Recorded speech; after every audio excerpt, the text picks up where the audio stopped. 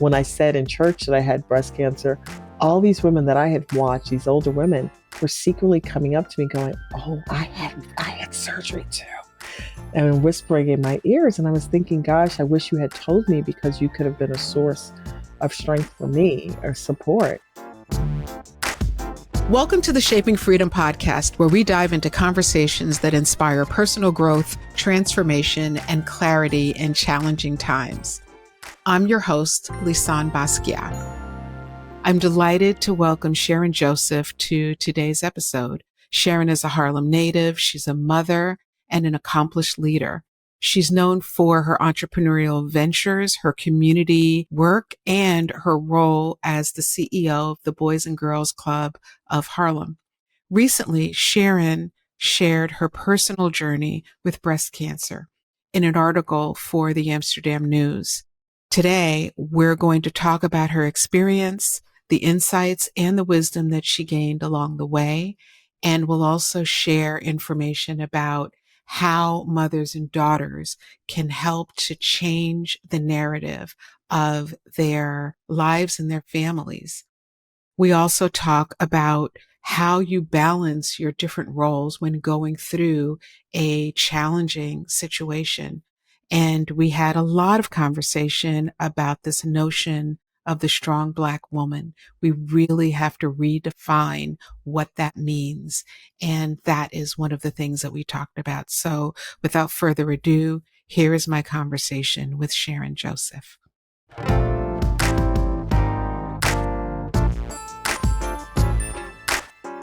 First of all, thank you so much for doing this. Happy New Year. I have not we haven't heard each other's voice in some time. Happy New Year to you, beautiful. I'm so honored, and I need you to be my PR person. That was beautiful. Thank you. I'm a big fan of yours, so I am humbled to be here and always enjoy speaking to you. Thank you. You and I have chatted quite a bit over the few years that we've known each other about our lives and all of that. And I've always wanted to find time for us to talk and chat publicly. And then when I read that article in the Amsterdam News, it opened the door to a completely different perspective on the experience that you had recently. And in line with who I know you are, the generosity in your share and the fact that you took something that was happening with you and leveraged the ways that you can help other people, it just really touched my heart. And I knew that I wanted to expand upon the exposure to the things that you talked about, because you hit a lot of things that a lot of us are experiencing. So in the article, you shared your journey with breast cancer. Looking back at that journey, what was the most unexpected lesson that you learned during that time? Well, I think the first lesson was I don't know what I thought breast cancer or who a breast cancer victim looked like, but I didn't think it looked like me. I had at the time been helping other people, friends who had been diagnosed with cancer, and I was being a support system to them. I had been a support system to my mother. Um, and ironically, when my mother had breast cancer, I had done a BRCA test, and the BRCA test actually came back negative. So I really did not think that I was a breast cancer. Or, but again, breast cancer is not a disease that discriminates. Doesn't matter how old you are, believe it or not, it's happening to younger and younger women. Doesn't matter your ethnicity, doesn't matter your socioeconomic status. It is an equal opportunity disease, unfortunately. So that was the first part, just realizing that I now had this. And the second part was, what am I going to do? And I remember jokingly, I mean, my mother's since passed away, and I was having my conversation with her, and I was like, wow, is this like a payback? Like I had so many opinions about you, and now it's my chance to see what one has to do and the decisions one has to make. Is this my payback for being so opinionated about your journey? But that's really is. It is a very personal journey that one, when one finds out, has to kind of reckon with. The beauty of it is that it's no longer the death sentence that it used to be decades ago for individuals. But my first thought was, I now have it. I'm going to own it. I'm not going to be scared of it, but I'm also going to find the purpose in it Mm. and make sure that I can make it purposeful, not just for me, but for others. So I started doing my research really very quickly. And because how I saw it spread with my mother, I knew that I wanted to deal with it quickly. So the lesson is, you can face anything.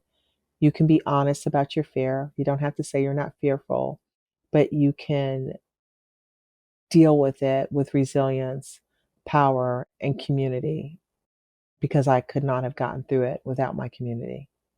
You mentioned, just for the, the support for those who are listening, you mentioned a BRCA test. What is that? So it's a genetic testing that I do encourage all of us to do, because it's important for us to understand if you're predisposed to cancer.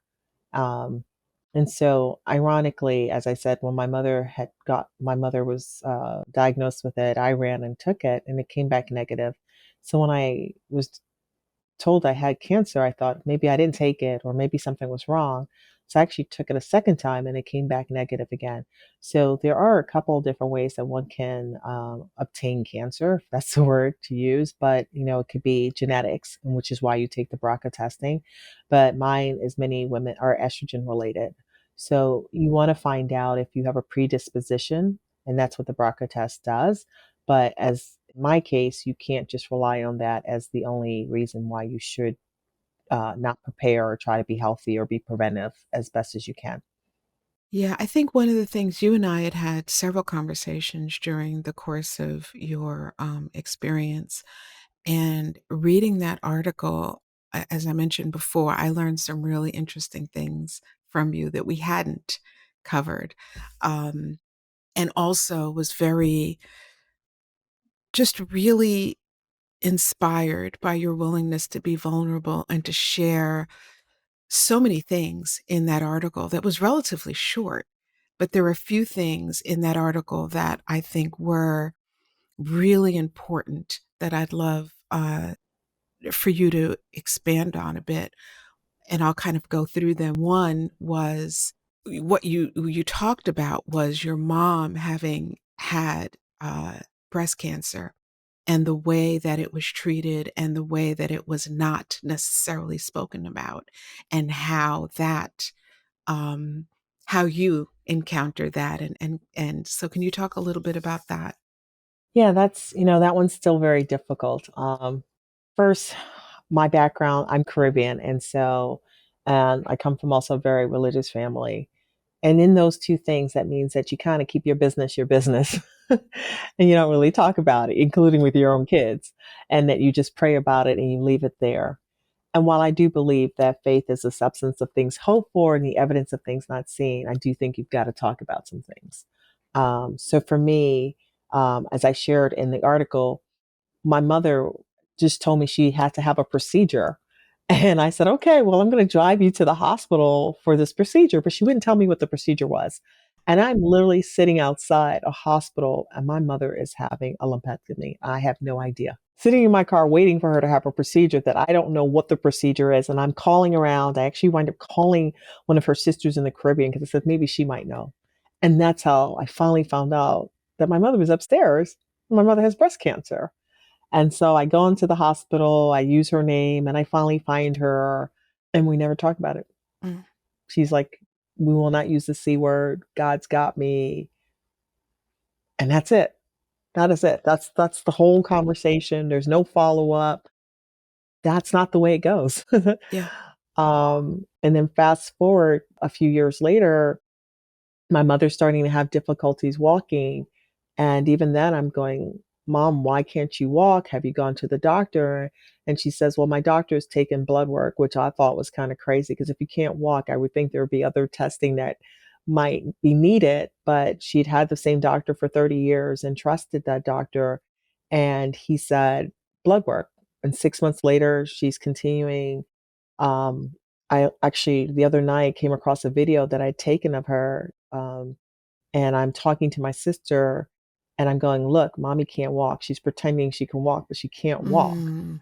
And finally, the night of my aunt's funeral, like I had to give her a cane. She couldn't walk. And I told her then, I said, Mom, I'm taking you to the emergency room. And she said to me one more time, I'm waiting for my doctor because he's run another round of blood work. And I just like, who is this doctor? What are we doing What here? are we What are we doing doing? here? And so my father had also been misdiagnosed and also had not gotten enough information. And I said, Mom, please don't do this to me one more time.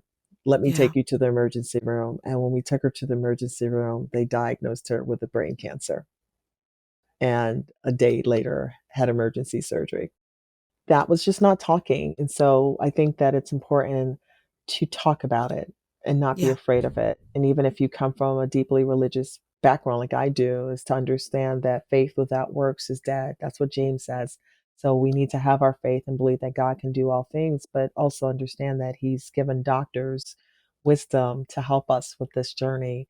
And then go do our research. And even if you have a doctor that you've loved and trust for 30 years, he too might be getting old and might need to retire. So get second and third opinions. So when I was diagnosed with cancer, I loved the doctor I met initially, and I told her, I said, "I love you. I think I'm going to work with you, but I want to get a second opinion." So I got a second opinion. I got a third opinion, and I realized that after talking to those specialists, that I really did like the first doctor. And I went back and told her, and she said, "You did the right thing. You should always get a second, if not third opinion." And I was very happy to work with her.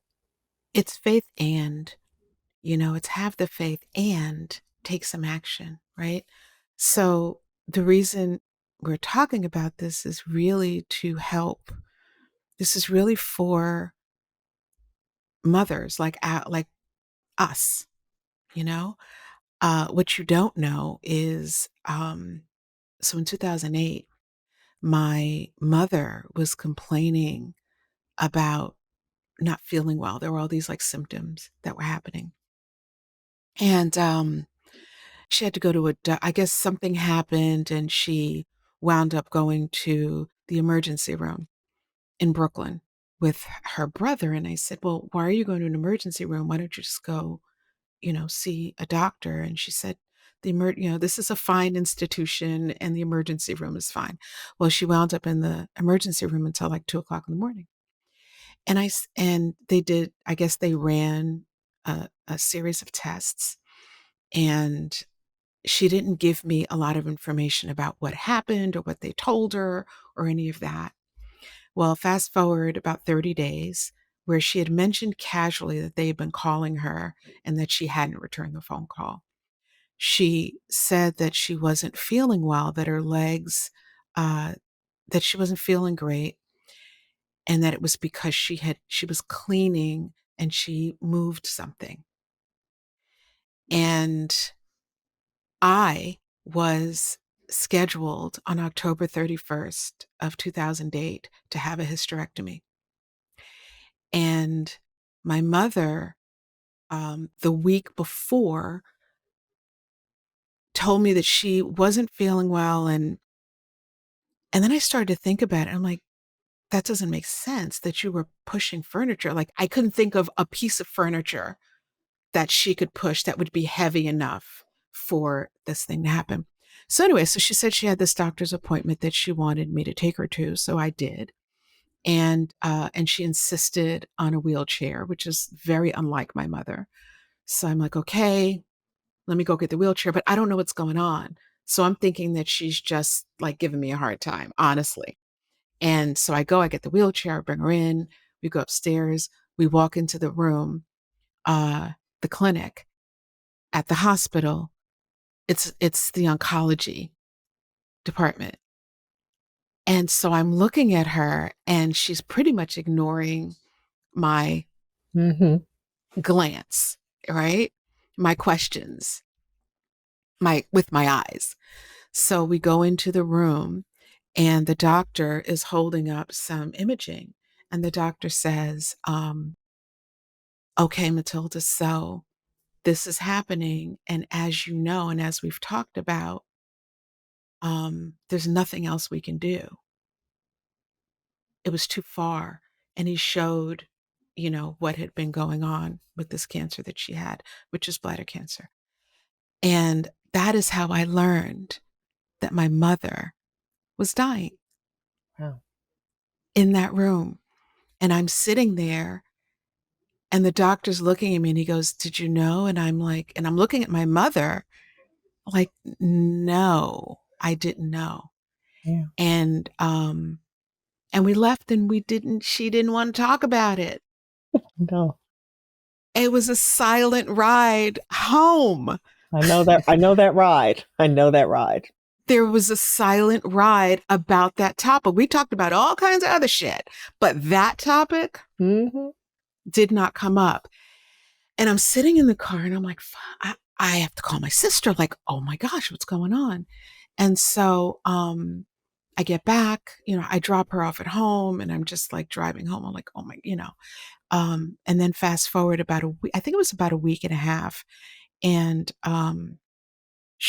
something was going on. She winds up in the hospital.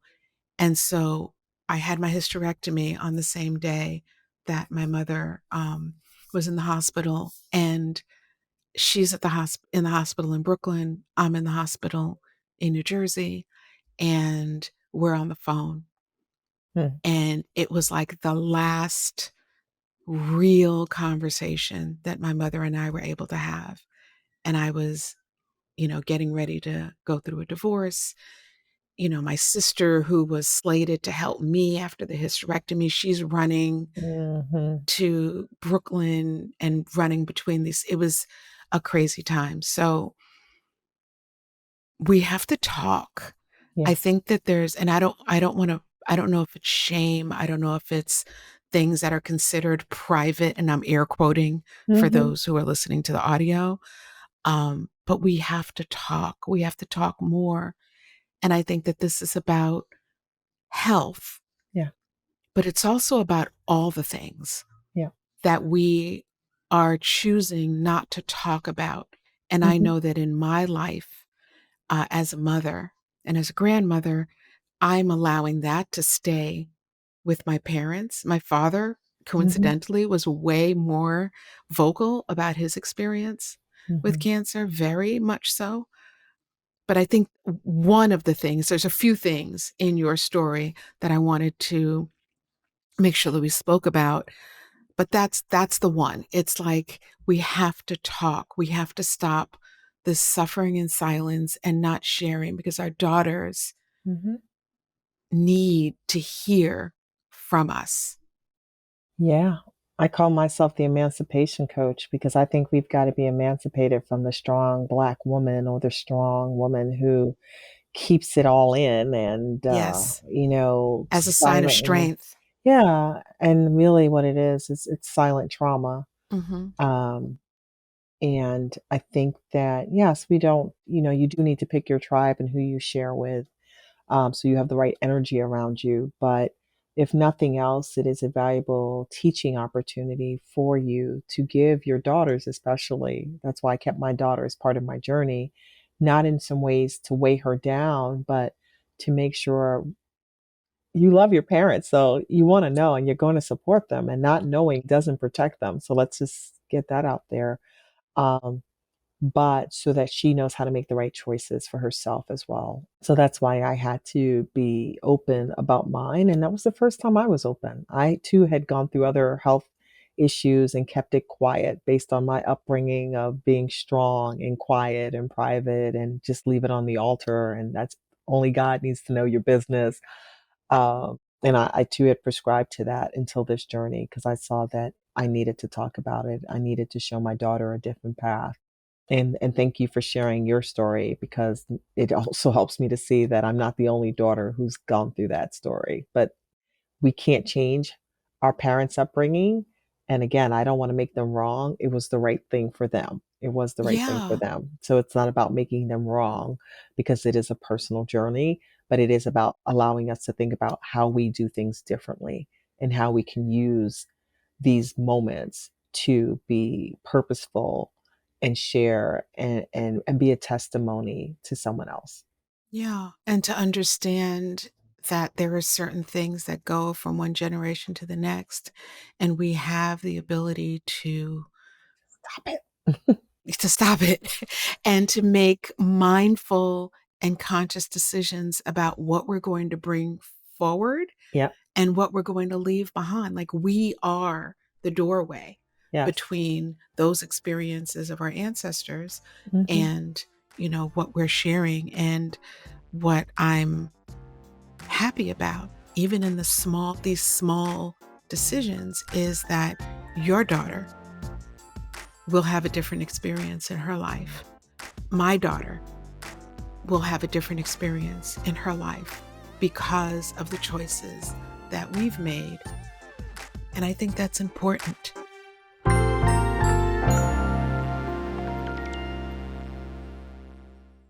Do you know that we have a line of Shaping Freedom wellness products? Each are beautifully crafted and designed to support you in cherishing your mind, body, emotions, and soul. Carve out a sanctuary in your life with our Luxe sustainable yoga and meditation mats, essential oil candles, and more. Embrace self-care and reflection with every item, lovingly created to enhance your daily practice of spending time on you. Elevate your wellness journey with Shaping Sanctuary Collection because you deserve to feel balanced, nurtured, and inspired. Visit shapingsanctuary.com for more information.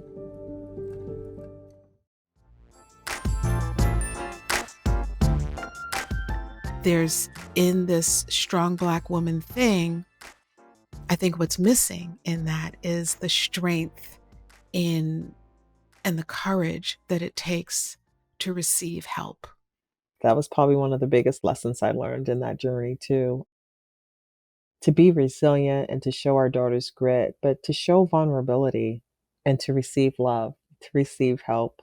I was shocked when I opened up and shared with people how many people just wanted to be there and support in so many ways. At one point, I remember saying, I love flowers. I love fresh flowers. But at one point, I had to say, could y'all stop? Because it's starting to look like a funeral house in here. It's too much. But the love was so overwhelming. And I will have, I tell people it's weird, but I had peace during what should have been an uncomfortable journey. And I had peace because I had opened up, I had shared, I'd not gone through it with any more judgment. I'd actually learned to love my mother more, Mm, um, and to appreciate how personal that moment is when you find out um, your own personal fears.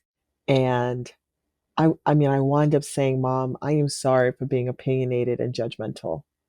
yeah. And while I do still think there are other choices you could have made, those were the choices that made sense for you. And I respect you. But going forward, I want to break this chain of silence, of we have to keep everything in.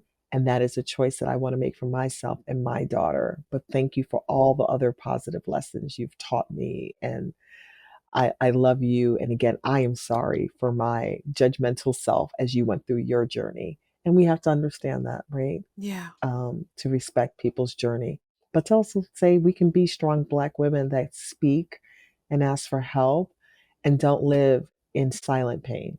We don't need to do that. Yeah. I think we have to redefine strength. I Yes, think at yes, this time, it's time to redefine for the Black woman to redefine strength. I would agree with you. Because the things that are in that bucket still, they're not good. No, not at all. And they're not true. It's not true. Yeah. And you know what? I think that I love Maya Angelou's Phenomenal Woman. That is, and I love Still I Rise. But you can't keep rising if you keep putting more and more weight on you and never letting it go, Hmm. right? It's just not possible after a while. And so, as a Black woman, we've got to start letting it go. So, I tell everyone, I did decide to have a bilateral mastectomy, even though my cancer had been detected early. It was only in one breast. And I said, because I don't want to have this conversation again if I can avoid it. Yeah. So, um, and I cried. And in the article, I talk about how I had a bye bye boobs party. That's what I was going to, thank you. That was the segue to how you actually walked through this. um, I said that it was hard. I was like, wow. And so there were a couple things that I decided that were going to be important to me, that I was going to celebrate the breasts I had and the new ones that were coming. I was going to do it with my friends, male and female, and everyone was very confused. It was like a baby shower. They're like, "Are men invited to this? Like, what is she doing here? What are we having?" So the men came in with, "Is she showing breasts? Like, we don't know what we're doing, but we just want to support her." Um, and so we ate, we drank. We didn't even really talk a lot about it, but we had a moment where we talked about it, what I was feeling, my gratefulness for all of them being there, um, the new the new self I hope to be after it, and a prayer. And then we also had a Zoom prayer for other friends where they prayed for me going into surgery. But it was a celebration of my old boobs. And I'm supposed to have the part two, the revealing party. And everyone's like, "Are you revealing?" And I'm like, "I'm not revealing, but this celebration of the new boobs." But by doing that, it allowed me to take ownership of this disease and say that this disease does not have ownership of me, to redefine it for myself and redefine it for others.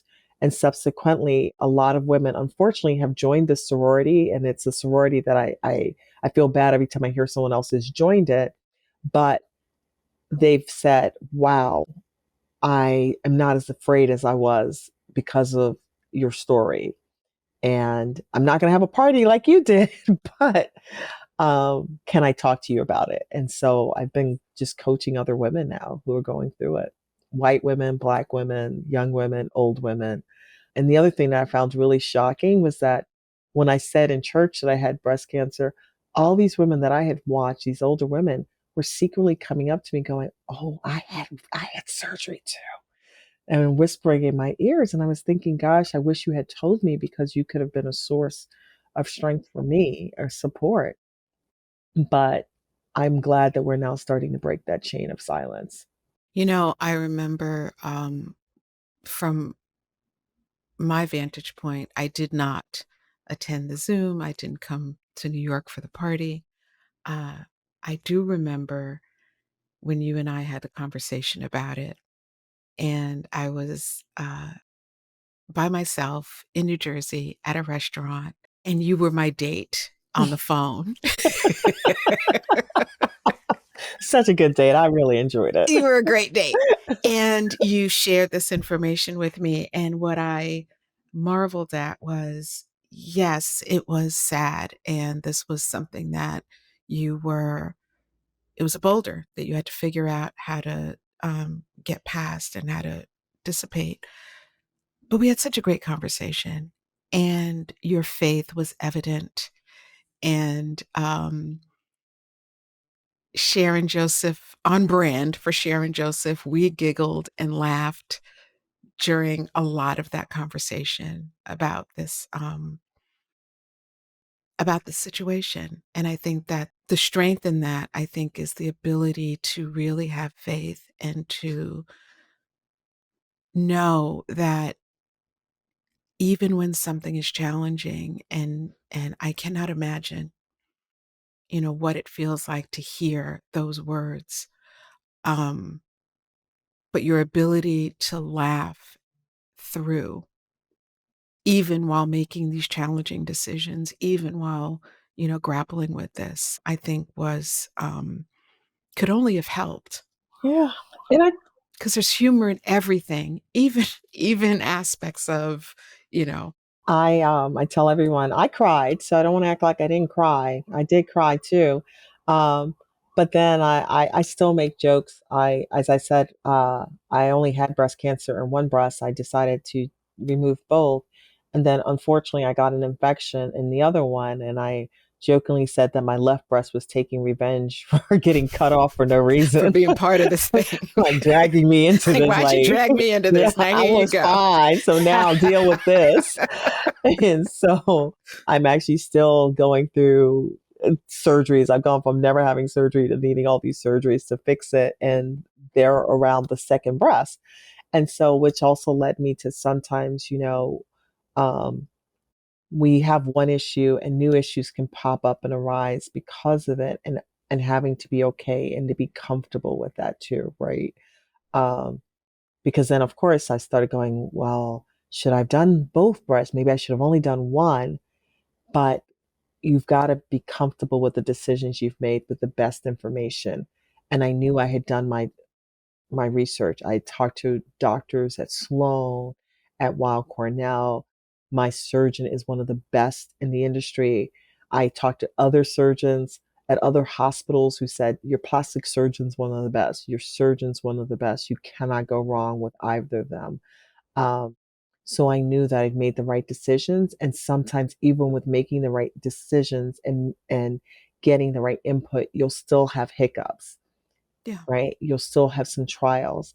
And that's the thing. It still doesn't make it easy, but you have confidence in that you've made the right decisions based on the information at hand. And eventually this too shall pass. Mm. And so, so I just continue to pray. I I started my pills on January 1st, and I've got to take them for the next 5 years.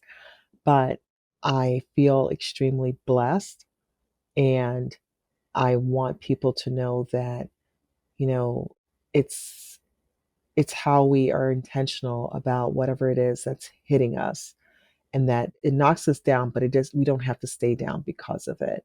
And Mm. thank you for being a beautiful friend, because your energy and your spirit. And I remember just coming to your home and just needed to have peace, and you allowed me that. And so all of those moments were extremely important to my recovery. So I would encourage anyone to find friends like you whose energy is peaceful and rejuvenating and inspiring. And so thank you, because you were that other doctor that my spirit really needed. So thank you so much. I love you, Sharon Joseph. Love you back, girl. You have no idea.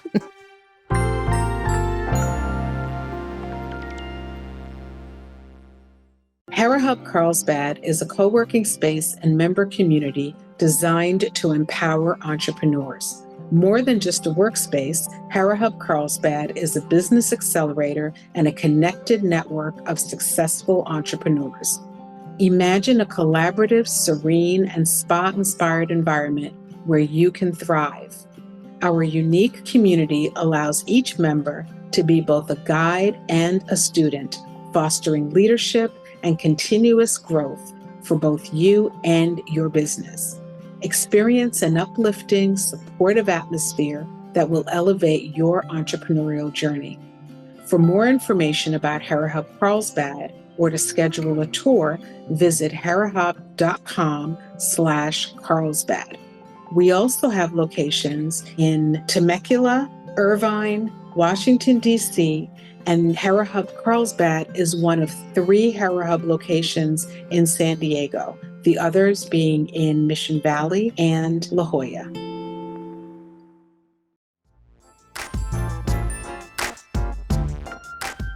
You're a leader, a community leader.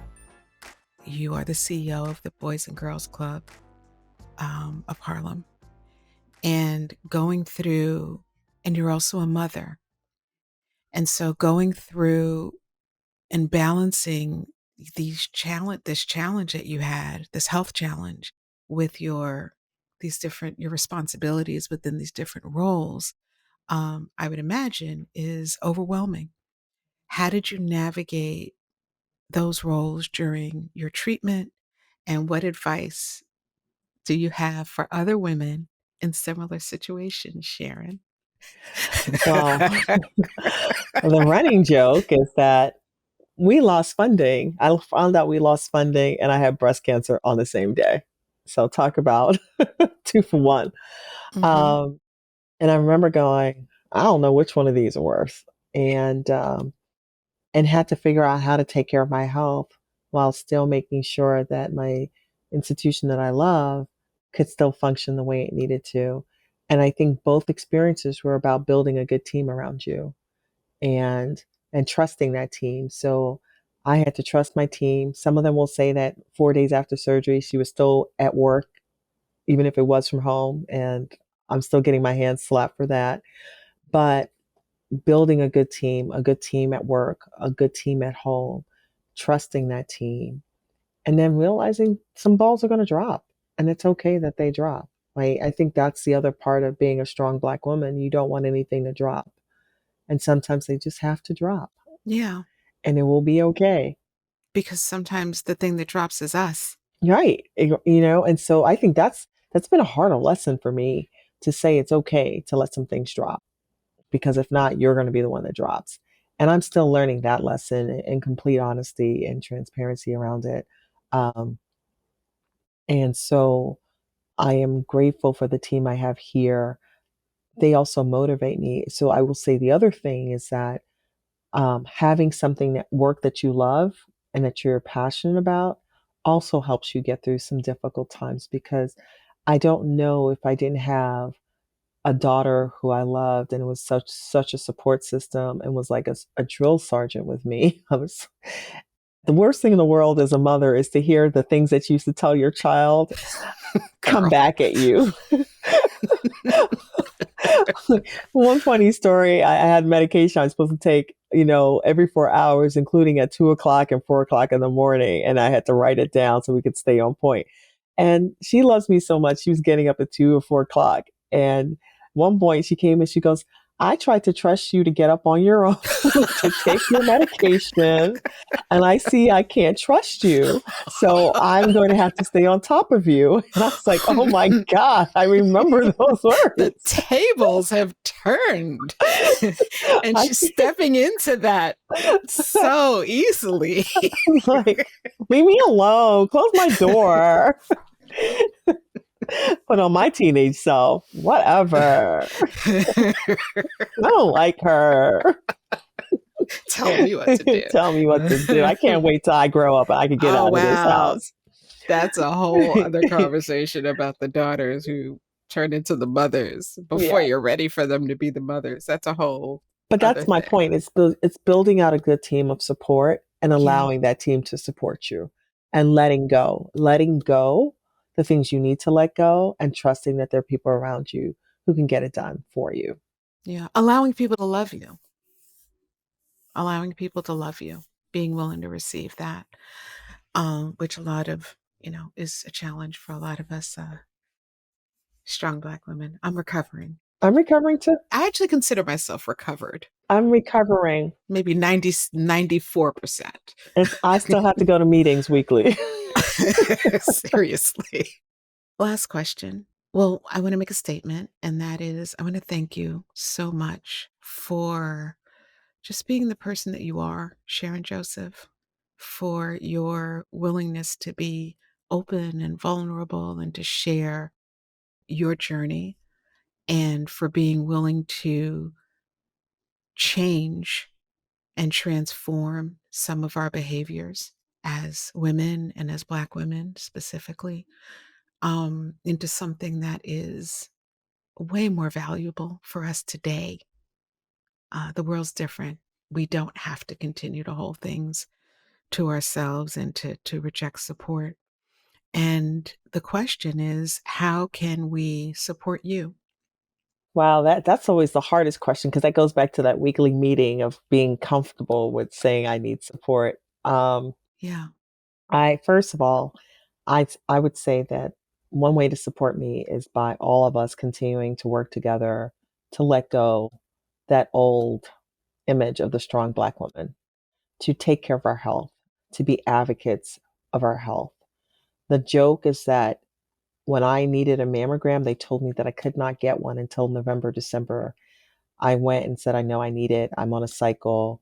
I took my mammogram on Mother's Day. I was joking around that that was the best gift ever to myself, and I didn't realize it really was the best gift ever. So I feel as women, I need us to be around for each other. I need us to be around for our daughters, but we can't do that if we don't take the time out to help ourselves by going to get our checkups, going to our doctors, having a doctor that you have a relationship with. Um, when you feel that pain or whatever you feel, don't keep going. Don't keep pressing forward. Stop and deal with it. Mhm. Let's eat better. Let's get enough sleep. Let's drink more water. And I think the reason why that helps me is because when I see you doing it, it reminds me that I've got to do it. And then when we come together and do these community projects, I run the Boys and Girls Club of Harlem, and I then can have you guys come in and talk to my kids. I can have you to come in and be role models. I can have you make more money so you can donate to us. But you can't do all those things if you're not taking care of yourself. And I need you all to be my accountability partner, to remind me when I slip back into my old ways, because I do slip back, to say, hey, girl, so we've got to start as Black women just holding each other up and encouraging each other and giving each other grace and giving ourselves grace. Mm, thank you. No, thank you. Thank you for being who you are and being such an inspiration. From day one I met you, you've been such a joy and such a spirit that of encouragement, and your peace, your aura of peace that you walk around with is just amazing. And the best health is laughter, and you always laugh. I think that's contagious too. So I thank you for this opportunity. I thank you for always opening up yourself and your world to me and my family. And we love you. And whatever we can do to continue to support you, please let us know. Same, same. We walked up to each other and kind of just, I mean, I'm paraphrasing, but it was like, you're my people. You're my people. Let's keep going. Come And on, that's people. another story how we got together. That's a whole other story, but that's Oh. pretty much what it was. That's how I see it. Well, Sharon Joseph, thank you so very much. I know you are incredibly busy. And to those of you who are listening, there are a few different things that came out of this conversation that I hope you were paying attention to. One is we have to, if we want to live differently, if we want to laugh more, have more joy, have more freedom, it's so, so important for us to open up the doors to our own emotions and to be willing to accept and receive help from other people. That is the true redefinition of the strength of a Black woman, is to be able to receive. What I also got out of this is have those conversations, those mother daughter child conversations. We are passing information from one generation to the next. Let's be aware of that. Bring forward what you want to see in your children and grandchildren and their children. Leave behind what you know doesn't make sense for you.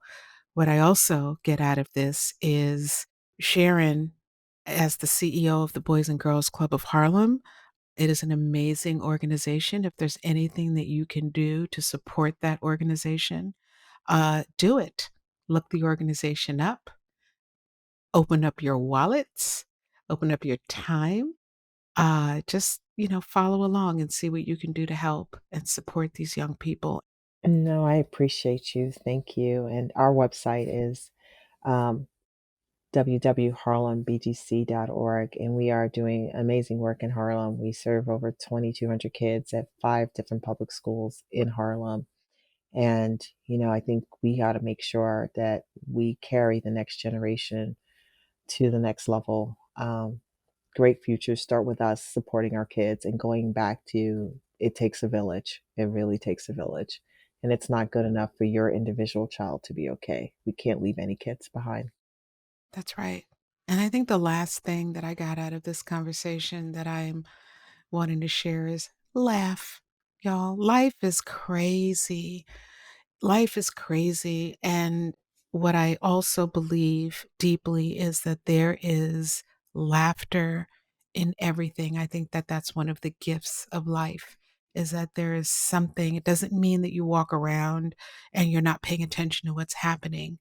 But even as a responsible human being, making decisions, being conscious of the decisions and choices that you have to make.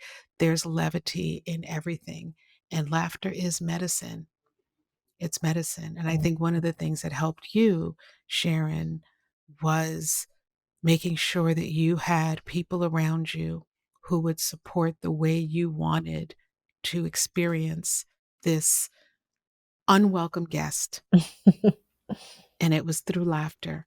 And so I Mhm. encourage those who are listening to consider that, to allow that in, allow yourself to receive that too. Sometimes we believe that walking around with your face all screwed up means that you're more serious or that you're taking things seriously. It's so wrong. Doesn't feel good, don't do it. So I want to thank you so much, Sharon. Thank I know you're you. super busy and it was hard for us to find this time, but I'm glad we did. Well, again, I'm so humbled and so appreciative of you giving me your time and your availability and wanting to allow me to share my story with others. So thank you, because again, this was my prayer that God would allow me to find ways to use it to bless other people so that it was more Okay. purposeful. And so thank you for again allowing me an opportunity to do so. So I appreciate you tremendously and wish you and your family and everyone in California just safety. Yeah. Yeah, for sure. Thank you for that. And lastly, if you are interested in reading the article, it's in the Amsterdam News. Just look up Sharon Joseph, Amsterdam News, and that article will come up. All right. Thank you, Sharon.